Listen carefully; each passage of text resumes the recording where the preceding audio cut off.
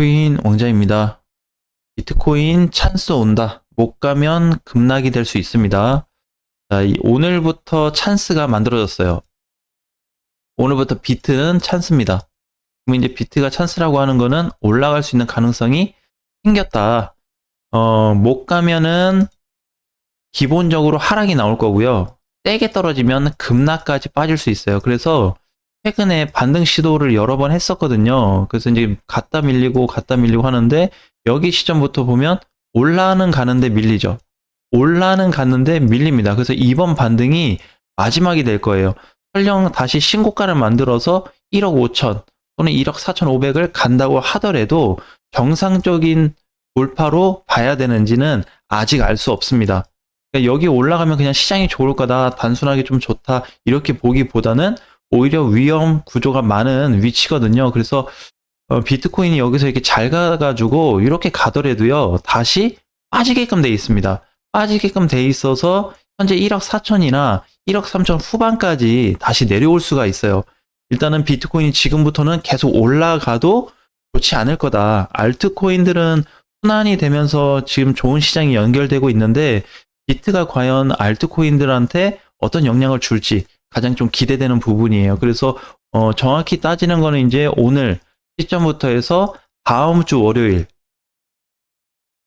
월요일까지 시장을 지켜봐야 됩니다. 자, 여기까지. 그래서 아마 주말 동안에는 비트가 반등을 시도해 줄 거예요. 근데 문제는 비트코인이 얼마를 가냐는 겁니다. 사실 이제 이게 한 3일 전만 하더라도 여기 구간에서는 이렇게 세게 치고 올라갔으면 뚫을 수 있는 자리가 한번 나와가지고 많이 올라가주면 1억 6, 7천까지 올라갈 수 있는 자리가 나타났는데 지금 상태에서 사실 비트코인이 올라가는 거를 그렇게 좋게 보진 않아요. 그래서 만약에 슈팅을 주고 올라간다고 한다면 무조건 내려올 겁니다. 무조건 내려옵니다. 거의 99% 이상 비트코인이 지금 자리에서 올라가면 올라가 줄수록 내려올 가능성이 높고요. 위치상 보게 되면은 현재 여기가 주봉으로 좀 봤을 때 이렇게 많이 올라갔잖아요. 그래서 이 위치 1억 4천을 넘어가 주게 되면은 비트코인 3중 과열 구간에 들어가게 됩니다. 즉 여러 구간에 있는 과열 구간이 부딪혀서 만들어진 3중 과열 자리인데 여기를 절대 뚫을 수는 없어요. 여기가 뚫렸다고 해서 시장이 계속 좋아질 경우가 생긴다면 과거에 즉 저번 달 8월부터 10월까지 그 사이에도 비트코인이 추가 붕괴가 이어질 수밖에 없었죠. 왜? 그때도 저점 3중 과열에 들어갔기 때문에 지금은 반대로 상승에 대한 과열 구간이 잡힌 상태거든요. 단순 과열이 아닌 반드시 조정이 나올 수밖에 없는 과열 구간에 들어섰다고 보셔야 됩니다. 자, 그러면 이번 반등을 이제 좋게 봐야 되냐? 자, 그럼 여기서 이제 두 번째, 이 정도 올라가 줄 동안에 혹시라도 이렇게 당겨주면은요, 다시 내려올 거예요. 많이 빠질 겁니다. 근데 빠지는 기간이 최소 2주 이상 지속될 겁니다. 길면은 한 달까지 지속될 수 있어요. 스타트 지점부터. 자, 그리고 이제 두 번째는 여기서 바로 빠지는 케이스가 될 텐데 반등을 어제처럼 시도했다가 윗꼬리가 생겨주면서 이렇게 빠져버리게 되면 이게 급락 사태로 이어질 수 있습니다. 이렇게. 그러니까 차라리 급락으로 안 갈 거면 이렇게 올라갔다가 1억 5천을 찍든 얼마를 가든 이렇게 가고 나서 밀리면 서서히 내려올 수 있거든요. 근데 여기서 만약에 음봉 전환이 바로 돼버리게 되면 전체 시장이 조금 단기간 위태로울 수 있다라는 부분을 강조해 드리고 싶고요. 이 부분이 그러면 비트코인한테만 있냐? 아닙니다. 네, 절대 아니죠. 다음 주가 되면은 확실한 건 좀 봐야 되겠지만 어쨌든 알트코인들도 조정 위치하고 지금 맞물려 있는 상태거든요. 비트와 이더가 맞물렸어요. 자, 그런데 이제 왜 그러면 비트가 올라갈 자리가 조금 더 생겼냐? 이걸 가지고 분석을 좀 해봤더니 비트는 거의 상한선입니다. 상한선. 더 이상 올라갈 자리가 없어요. 근데 여기서 올라가 준다는 거예요. 자, 그런데 왜 이런 액션이 나오냐? 알트 입장에서 보게 되면은 알트는 아주 상한선까지는 아닙니다. 그러니까 이렇게 올라오고 나서 지금 요만큼 올라갈 자리가 더 남았거든요. 그래서 이 공간 동안에 알트코인들 슈팅이 나와줄 거예요. 그러면 이거 올라가고 나서 비트도 올라가주고 알트도 올라가주면서 야 다시 이제 막 상승장이 시작된다. 이게 아니라 조정을 주기 위해서 막바지 스타트가 된다는 거예요. 마침 마지막 하이라이트 자리가 등장할 겁니다. 그래서 거기 시점에 맞물리게 되면 비트코인하고 동시 조정이 나올 가능성이 굉장히 높아요. 그러니까 지금 단순히 헤데라가 또 간다. 그죠? 뭐 갈 수 있습니다. 이렇게 가가지고 또 5, 600원 찍어버리게 되면 올 수는 있어요. 근데 그 뒤가 위험하겠죠. 그래서 지금부터는 관리를 좀 하셔야 되고요. 비트코인도 장중에 잘 올라갔습니다. 지금 1.5%밖에 안 되지만 지금 이 상태로 끝나도 상관은 없거든요.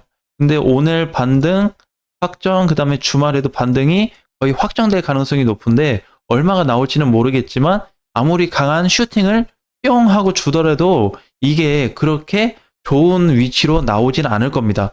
그러면은 혹시라도 비트코인이 현재 위치에서 1억 5천 또는 1억 6천, 1억 7천 뭐 이렇게까지 갑자기 급등이 나와버린다. 그러면 반드시 급락 사태로 이어집니다. 네, 굉장히 높아요.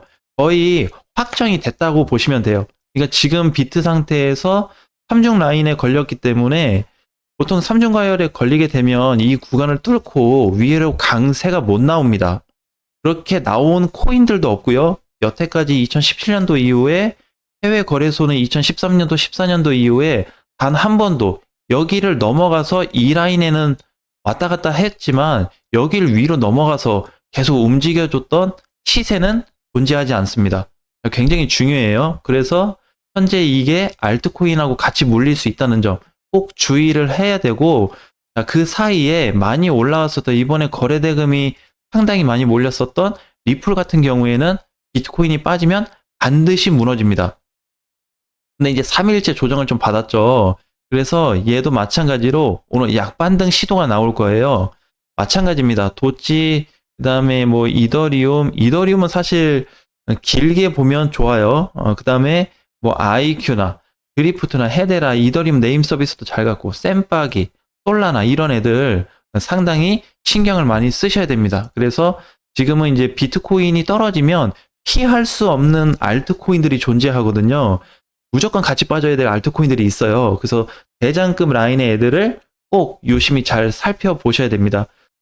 사실 이제 보면은 비트코인하고 이더리움만 따지면 이더리움은 좋아요. 길게 보면 길게 보자라고 했을 때 그래도 이더리움이 더 좋습니다. 자, 근데 이제 비트가 하방 압력이 가해지면 피할 수는 없겠죠. 그죠? 전체 시장에 대한 움직임을 나타내고 있기 때문에 지금 이제 이게 조금 순번이 바뀌었습니다. 어떻게 됐냐면 과거에는요, 우리가 이제 탐욕 지수라 그러죠. 이 탐욕 지수라는 게 있고 그 다음에 이제 비트코인 가격이라는 게 있는데 보통 비트 가격이 요 정도 올라오잖아요. 그러면 탐욕 지수는 항상 비트 가격 위에 있었습니다. 한참 위에 있었거든요. 이게 지금 뒤집어졌어요. 처음으로 비트코인 가격이 탐욕 지수를 넘어갔습니다. 탐욕 지수는 여기 있거든요.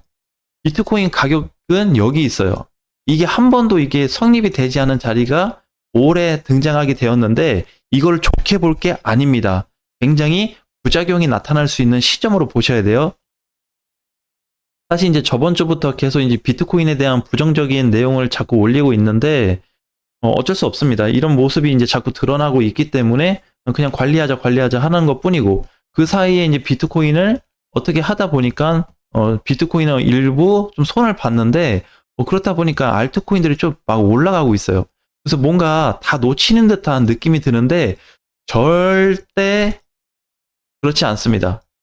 네, 여러분들이 얼마든지 다시 싸게 살 수 있는 기회가 올 거고요. 그 기회를 충분히 누리시면 돼요.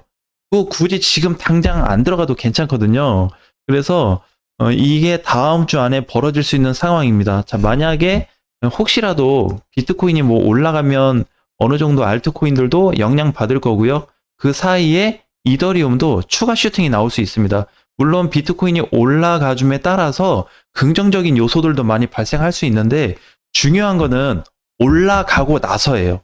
올라가고 나서 여기를 이제 이렇게 보면 현재 자리를 이렇게 보겠습니다. 여기 이제 현재 자리인데 1억 4천에서 이렇게 올라가요.